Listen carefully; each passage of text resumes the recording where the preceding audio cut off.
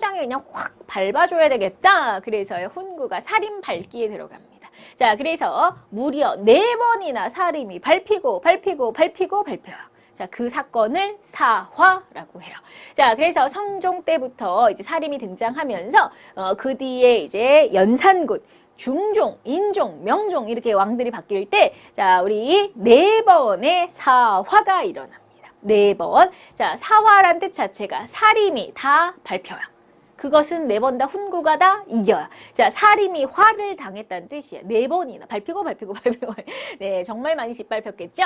네, 그래서 자, 우리 훈구가 훈구세를 비판하니까 자, 훈구가 4번이나 이렇게 사림을 밟게 되는 그래서 우리가 이 사건이 있습니다. 연산군 때 폭군으로 또 유명하지요. 네, 그래서 연산군 때 무오사화, 갑자사화, 그 다음에 또 연산군의 동생이 왕이 됐을 때 중종 때는 기묘사화, 명종 때는 을사사화 이렇게 4번의 사화. 네, 이 사화의 이름을 물어보진 않아요. 그렇게는 너무 어려운 시험이죠. 우리 겸정문시는 아주 쉽게 뭐 예를 들면 이렇게 훈구와 사림이 싸웠는데 이건 뭐냐? 이게 사화 이런 건 나올 수 있지만 이 사화가 뭐냐? 이렇게까지 어렵게는 절대로 나오지 않습니다. 근데 이제 그렇게 사림이 4번 당했는데 그래서 사림이 이렇게 당하는 자, 그러면 뭐 그 중에 중종 같은 경우에는요, 중종은 조광조라고 하는 인물이 한 명 있어요. 그냥 유명한 사람이니까. 자, 그런 정도로 기억해 주세요. 그러니까 그 조광조라고 해서 역시 사림입니다. 자, 이 조광조가 굉장히 임금님한테 좋은 건의들을 많이 해요. 그래서 임금님이 굉장히 예뻐했죠. 중종이 예뻐했는데, 조광조가 또 역시 이렇게 임금님한테 많은 조언을 해주면서 예뻐하니까 이제 조광조를 모함해서 훈구가 쓸어버리겠죠. 자, 그래서 굉장히 많은 사람들이 죽으면서 죽임을 당하고 이렇게 화를 당했던 사화가 발생하게 되는데요. 자, 그러면 이제 이렇게 사림이 밟혔으니까 다시 훈구의 시대가 됐을까요? 참 역사는 재미나게도 자, 이렇게 4번이나 밟혔는데 이제 그 다음 선조 임금 때부터 이 세상은 사림의 시대가 됩니다. 그럼 밟혔는데 또 밟혔는데도 이젠 사림의 시대가 돼요. 그 이유는 그럼 사림인 오똑이네요. 밟혀도 오똑, 밟혀도 또 일어나는. 그래서 오똑이 정신. 어떻게 그럴 수 있었을까요? 사림은요, 지방에서 이제 공부를 했던 사람들이죠. 지방에서 공부를 하는 것, 성리학을 공부하는 서원이라는 곳이 있어요. 사람들이 여기 모여서 성리학에 대한 공부도 하고 또 우리가 훌륭한 학자들, 뭐 제사도 지내드리고 이래요. 제자도 길러요. 자, 여러분 교육이 얼마나 무서운 건지, 공부라는 게 얼마나 무서운 건지 보세요. 자, 위에서 사림들이 막 쓸려 나갔어요. 그렇죠? 중앙 그 한양에서 막 쓸려 나갈 때, 자, 지방에서는 우리 또 서원에서 사림들이 그 우리 제자들을 길러내죠. 그 제자들이 또 올라가. 또 중앙에 또 쓸려. 그럼 또 올라가죠. 그래서 이게 교육이라는 게 이렇게 무섭습니다. 계속 끊임없는 제자들 길러내니까 그들이 계속해서 계속 또 올라가고 발표도 또 올라가서 또 바른 소리하고 이렇게 되는 거죠. 그래서 이 서원이라고 하는 게 아주 큰 후학을 양성하면서 그러니까 이 서원이 학문도 발전하면서 이런 역할을 하죠. 근데 나중에는 이 서원 때문에 결국 이 서원이 또 지방 곳곳에 서원들이 있잖아. 이 서원끼리 이제 또 파가 나뉘죠. 나는 누구 선생님 밑에서 배웠어. 나 누구 선생님 밑에서 배워서 그들이 이제 파가 돼서 나중에는 그들끼리 싸우게 되는 그것을 붕당이라고 해요. 그래서 처음엔 훈구하고 사림이 싸우는 사화가 있었지만 나중에는 같은 사림끼리 싸우는 이제 붕당 정치라는 것까지 하게 됩니다. 그래서 이 서원이라고 하는 곳이 있었고요. 그 다음에 또 우리 지방에서는 우리 사림들이 향약이라고 하는 걸 만들어. 향촌 자치 규약의 줄임말이고요. 그러니까 이 지방에서 지켜야 될 규칙입니다. 그래서 우리가 여기 향약의 4대 덕목이라고 나오는데 한번 읽어볼까요? 자, 덕업상권, 과실상규, 예속상교, 환난상율. 자, 그러면 다 상자가 들어가죠. 상자. 서로 상자예요. 서로. 자, 이거 별거 아닙니다. 여러분, 덕은 서로 권해라. 좋은 일 서로 이렇게 좋게 이제 덕 있는 행동을 하라 이거죠. 자, 예속상교, 예절. 서로 예절은 지켜라. 뭐 이런 거죠. 그 다음에 과실상교, 과실. 이런 실수 같은 건 서로 규제해라. 잘못은 서로 못하게 규제해라 이거죠. 환난상유, 어려운 일 있으면 서로 도와라. 다 이웃 간에 서로 돕고 좋은 일 함께 하고 슬픈 일 나누고 결국 일어나는 거죠. 돕고 살아라. 자, 이것을 우리 사림들이 만들어서 우리 농민들이며 지방에 퍼뜨립니다. 그리고 이렇게 지키라고 해요. 그러니까 나름대로 사림이 향촌을 지배하는 아주 중요한 룰이 되는 거죠. 그래서 나름 지방은 꽉 잡는 거죠. 사림들이 이렇게 비록 중앙에 못 나가지만 지방을 꽉 잡고 그다음에 제자들을 끊임없이 길러내는 이 오똑이 힘이 결국에는 사림의 시대를 만든 거죠. 그래서 나중에는 사림끼리 싸우는 붕당으로 변질이 되지만, 네, 그래서 자기들끼리 밥그릇 싸움을 하게 되는 좀 안타깝게 되지만, 그래서 우리가 조선의 정치가 처음에 훈구가 100년 잡고 그 다음에 또 사림이랑 훈구가 열심히 싸우는 사화가 있다가 나중엔 사림의 시대. 그러니까 사림의 시대가 되니까 사림끼리 싸우네요. 그게 붕당 정치. 이런 순서로 정치가 이루어집니다. 네, 그러면 자, 조선의 신분은 네 가지가 있는데요. 자, 네 가지. 고려 시대는 뭐였죠? 외워볼까요? 귀족, 중간을 중류층, 그 다음에 우리 이제 평민이 있고, 그 다음에 천민이 있습니다. 그죠? 근데 조선시대는 조금 바뀌어서 제일 높은 사람 양반이라고 해요. 자, 중간은 중류가 아니라 중인이라고 하고요. 그 다음에 보통 사람 상민, 그 다음에 천민 이렇게 돼요. 그래서 다를 건 없어요. 자, 역시 귀족과 마찬가지로 우리가 제일 높은 사람, 뭐 재산과 권력과 모든 게 제일 많고요. 중간 사람은 우리가 이제 보통 전문가예요. 우리 의사라든지, 우리 허준처럼 의사라든지, 아까 통역관이라 이런 분들은 보통 중인으로 들어가요. 그 다음에 이제 상민은 평민입니다. 평민. 네, 그래서 우리 농사 짓고 제일 많이, 그 다음에 천민은 이제 가장 노비라든지 이런 분들이죠. 네, 그래서 우리가 이제 그 순서대로 양반, 상민, 그 다음에 다시 양반, 중인, 상민, 천민 이렇게 네 단계. 그래서 우리가 지금 여기에 보면 신분 제도가 이렇게 양반, 중인, 상민, 천민인데 우리가 그 천민은 거의 사람 대접을 못 받죠. 너무 안타깝지만 사람 대접 못 받아요. 그래서 자유도 없고 천한 일을 하고 노비가 있고요. 여기 백정이 있네요. 백정. 자, 우리 백정이라는 단어 조심해야 되는데 고려 시대의 백정은요. 농민을 얘기하는 말이에요. 농민과 같은 뜻이에요. 근데 조선시대 백정은 우리 도살업자입니다. 소돼지를 잡는 도살업자. 도살업자는 천민으로 취급을 했어요. 그러니까 같은 백정인데도 고려시대는 보통 사람인데, 자, 우리 그 조선시대는 천민의 취급을 받았다는 거 그거 좀 구분하시고요. 그 다음에 우리 그 천민만 아니면 우리가 사람 대접을 받아요. 양반, 중인, 상민은 보통 사람은 된다. 보통 사람은 돼. 자, 그걸 양인이라고 하는 거야. 그래서 양인에는 요 세 사람, 세 부류, 그다음에 천민. 이걸 합치니까 양천제도다 이렇게 얘기합니다. 그런데 우리가 사실은 상민, 평민도 별로 힘은 없잖아요. 그래서 또 이렇게도 나누는 거야. 양반과 중인은 그래도 지배층. 고급 지배냐 하급 지배냐 이거고요. 그 다음에 뭐 상민이나 천민은 그냥 지배 당하는 입장. 그래서 지배층과 피지배층으로 이렇게 나누면 우리가 반상제도다. 반상의 법도가 엄연하거늘 막 이런 말 하잖아요. 그렇죠? 그래서 반상제도란 말이 그렇게 나온 거예요. 지배층과 피지배층으로 구분해서 이게 이제 우리 조선의 신분제도입니다. 자, 그러면 이제 그 선조 때 선조 임금 때 드디어 전쟁이 벌어집니다. 전쟁이 감히 일본이 우리나라를 공격하는 임진왜란이 일어나요. 자, 조선은 1392년에 건국됐는데 조선 건국 정확히 200주기에 자, 1592년에 일본이 우리를 공격하는 자, 우리 1592 임진왜란이 터집니다. 임진왜란이. 그래서 자, 우리 7년이나 싸워요. 누가 이겼을까요? 우리가 이겼어요. 우리가 이겼습니다. 조선 승. 그죠? 자, 그럼 임진왜란이 왜 일어났는지, 어떻게 우리가 이겼는지 이런 걸 좀 얘기해 볼게요. 자, 그러면 지금 양반들끼리 지금 살인 우리가 막 사화도 일어나고 그러다 결국 이제 오토기처럼 사림의 시대가 됐죠. 이제 살인끼리 싸워. 이제 붕당이 시작되기 시작해요. 그러니까 양반들 지네끼리 싸우니까 양반은 분열되어 나라가 이제 혼란해지는 거죠. 양반끼리 막 치열하게 싸우니까 왕권은 떨어지고, 그리고 옛날이나 지금이나 똑같습니다. 군대 가기 싫어요. 네, 그래서 군대 힘드니까 그 당시에 상당히 이제 국방력도 많이 약해졌어요. 그리고 우리가 건국을 하고 벌써 200년이 지난 동안 별로 전쟁이 없었어요. 그러니까 우리나라가 뭐 조선이라는 게 전쟁 걱정 없이 200년 동안 잘 살았습니다. 그러니까 약간 소홀해진 것도 있죠. 뭐 전쟁 준비도 별로 안 해놓고. 그러니까 국방력이 약해진 거죠. 자, 그러한 찰나에 일본이 쳐들어온 겁니다. 일본은 그 당시 일본도 혼란했어요. 일본도 혼란했는데 도요토미 히데요시라는 인물이 자, 일본을 통일하면서 그러면서 이제 자, 도요토미 히데요시는 야망이 있었죠. 바다 건너 우리 대륙까지 정복을 하겠다는 야망도 있었고, 그 다음에 또 이런 것도 있어요. 참 전략적인데, 도요토미 히데요시가 일본이 아주 혼란합니다. 근데 이제 도요토미 히데요시가 통일했을 때 지지하는 사람이 있고, 도요토미 히데요시를 그때 별로 지지하지 않는 사람도 있죠. 자, 그럴 때 아직은 어수선할 때 자, 분위기를 전환하는 거야. 우리 조선을 공격해서. 그러면 어떻게 되냐면, 자, 이런 거예요. 제가 동생이랑 어릴 때 많이 그랬어요. 동생이랑 티격태격 막 많이 싸웠어요, 어릴 때는. 자, 그런데 동생이 막 나가서 친구한테 맞아갖고 온 거야. 자, 그럴 땐 갑자기 제가 막 누가 널 때렸어. 그래서 이 동생 편이 돼가지고 막 싸워줄 것처럼 막 이렇게 나가죠. 그렇죠? 네, 그 똑같은 심리예요. 자, 원래 이렇게 우리끼리 싸울 때는 막 뭐 저런 동생이 다 있어 막 이러면서 싸우다가, 자, 그런데 만약에 우리 동생이 누구언가에 맞고 오면 갑자기 우리끼리 똘똘 뭉치는, 자, 일본 조이토미 히데요시가 그걸 이용한 거야.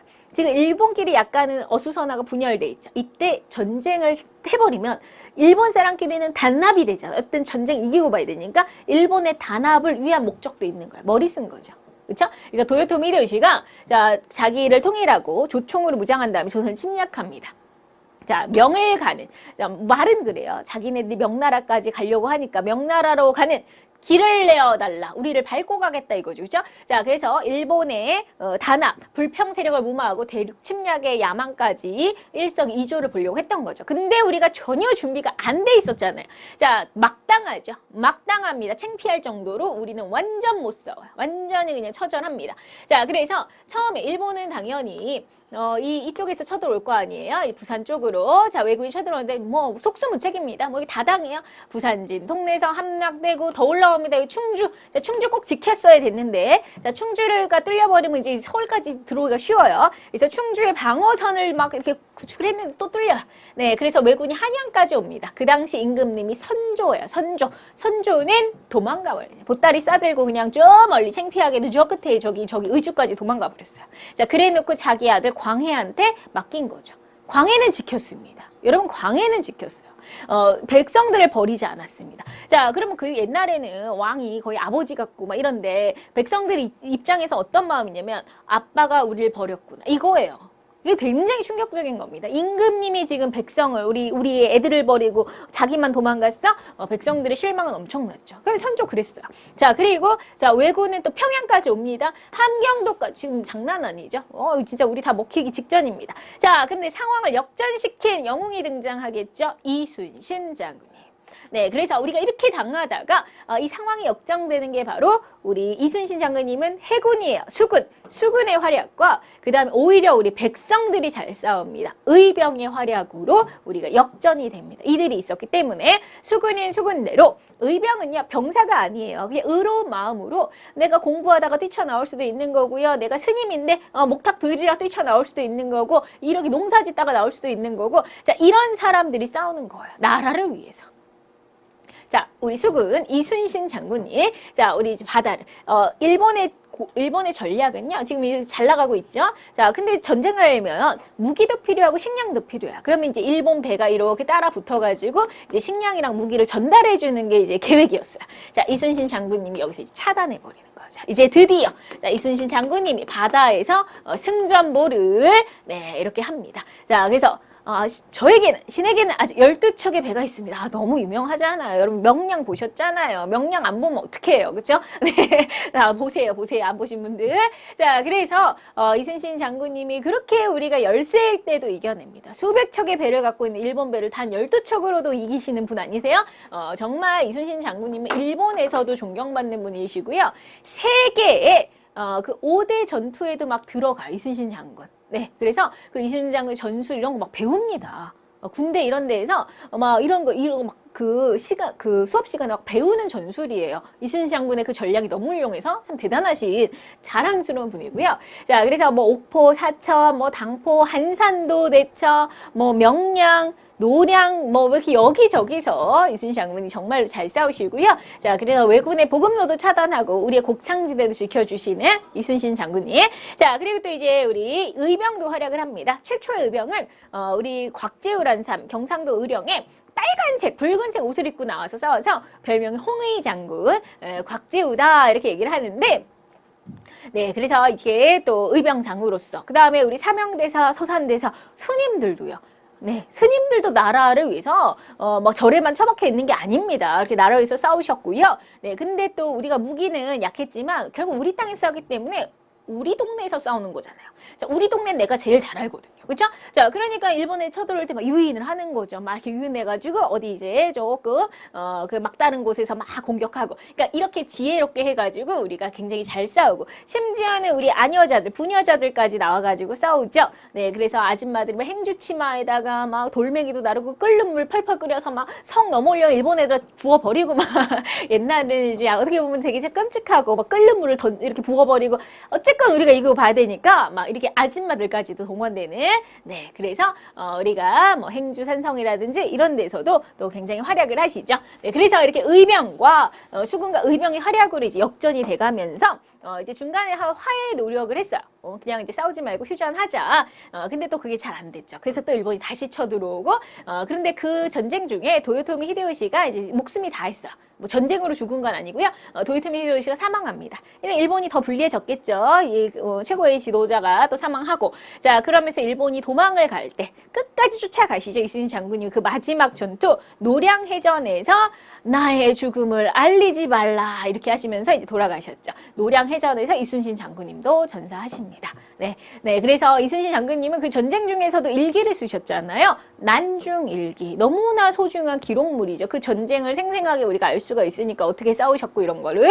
네, 그래서 이제 전쟁은 우리의 승리로 끝났습니다. 이순신 장군님 감사합니다. 그쵸? 네, 이순신 장군님은 우리 100원짜리 동전에 그려져 있습니다. 자, 그럼 이제 그 결과 전쟁 후에 자, 우리가 이겼어요. 신나긴 하지만 우리는 너무 초토화가 됐죠. 자, 우리 땅에서 싸웠죠. 일본 땅에서 싸운 게 아니죠. 우리 땅에서 죽어라 싸우고 이긴 거예요. 그렇죠? 그러니까 우리 땅은 완전 엉망진창이 됐겠죠. 자, 국토는 막 불타고 문화재 불타고, 자, 농민들은 몰락하고요. 국토의 뭐 3분의 1 이상이 막 확 다 줄어들고, 사람들 엄청 많이 죽었고요. 엄청나게 일본이 많은 사람 포로로 끌려갑니다. 자, 임진왜란의 별명은 도자기 전쟁이에요. 왜 그러느냐? 우리 도자기가 대단히 우수하니까 도자기 공예가들을 엄청나게 납치해 갔어요. 네, 그래서 일명 도자기 전쟁이라는 별명이 붙을 정도로, 네, 그래서 이 굉장히 많은 사람들이 이제 포로로 끌려갔고요. 자, 그 다음에 뭐 예를 들면 내가 노비인데 전쟁 중에 노비 문서가 불탔어요. 아싸! 노비란 증거가 없네요. 그죠? 그러면 난 신분이 올라갈 수 있죠. 자, 이런 식으로 신분제가 이제 막 동요되게 되는데, 자, 노비 문서가 불타고, 그 다음에 토지, 국가의 장부들, 토지, 여기 토지대장, 이 땅은 누구 거야? 뭐 이렇게 적어 놓은 거 불타요. 세금 어떻게 걷어요? 못 걷죠? 자, 호적대장, 이 동네 몇 명 사는지 이런 거 다 불타버린 거예요. 그러니까 이 뭐 세금도 안 거치고 이제 엉망진창이 되는 거죠. 자, 그래서 뭐 신분제도 이렇게 동요가 되고, 그 다음에 그래서 국가가 궁여지책으로 만든 게 이제 뭐 공명첩 납속책 이런 건데, 자, 이제 백성들이 돈을 내면 돈으로써 뭐 많은 걸 봐주는 거죠. 예를 들면 내가 관에 끌려갔는데 돈 좀 내고 풀어달라 이러면 뭐 좀 풀어주기도 하고, 이런 게 납속책이고요. 공명첩은 자, 여기 지금 이 문서인데 문서에 이름이 비어져 있어요. 상장에 이름 비어져 있는 거하고 똑같아요. 그러면 이름 비어주고 내가 돈을 내면 제 이름을 써주죠. 이제 그래서 이제 제가 양반이 될 수도 있는 거죠. 네, 그래서 이름이 비어있는 문서, 공명처. 자, 그러니까 수많은 사람들이 돈으로 양반이 되기도 하고, 그러니까 뭐 신분 제도가 이제는 완전히 무너지려는 조짐이 보이는 거죠. 그래서 자, 이런 신분제 동요, 그리고 안타깝게 임금님의 하우스 경복궁이 불을 탑니다. 자, 그리고 우리의 자랑, 우리 신라 시대의 자랑 불국사가 불에 탑니다. 다시 또 그 지어지기도 하고, 그 다음에 우리가 또 역사, 자, 이런 역사적인 그런 자료들, 그 역사 창고라고 할 수 있는 사고라는 곳이 있어요. 전국에 한양, 충주, 성주, 전주 이렇게 4곳에. 왜냐면 이게 다 한 곳에 몰아내 이게 다 불타버리면 다 없어지잖아요. 그래서 옛날에는 그 사고를 여러 군데 둬가지고 이 책을 여러 군데 보관을 했는데 정말 잘한 거죠. 자, 근데 그 중에서 다 불타고 전주 하나 남았어요. 이것마저 불탔으면 큰일 났겠죠. 그렇죠? 네, 그래서 우리 사고도 굉장히 많이 소실됐다는 거 불에 타버렸고요. 자, 그러면 여러분 우리나라 하면은 김치잖아요. 김치 하면 당연히 그 빨간 배추김치, 저는 그게 제일 좋은데, 자, 근데요, 이 빨간 배추김치, 자, 이게 가능한 건 바로 임진왜란 후부터요. 그 전에는 김치는 다 하였습니다. 자, 왜 그랬냐면 고추라고 하는 게 우리나라 없었어요. 자, 고추가 처음 들어오는 게 바로 임진왜란 때입니다. 외래 작물이 들어옵니다. 그러니까 그때부터 우리가 고추, 뭐 고춧가루 넣고 하니까 이제 빨간 김치가 이제 지금의 빨간 김치 나오게 되겠죠. 자, 그래서 고추, 감자, 고구마, 호박 이런 게 우리나라 없던 건데 처음으로 들어오는 게 이제 전쟁이라고 하는 게 이렇게 또 새로운 것들을 맛보게 해주는 그런 계기가 돼요. 그래서 이렇게 임진왜란이 이런 것들을 바꿔놨고요. 자, 그러면 우리가 또 전쟁을 할 때요. 이런 일이 있어요. 전쟁을 할 때 선조가 창피하게 도망갔잖아요. 이렇게 의주까지. 한 일이 하나 있어요. 형님 도와주세요. 자, 우리 명나라한테 도와달라고 한 거예요. 그래서 명나라가 좀 군대를 보내서 도와준 그런 일이 있습니다. 네, 그래서 자, 그 선조가 한 가지 일이죠. 자, 그럼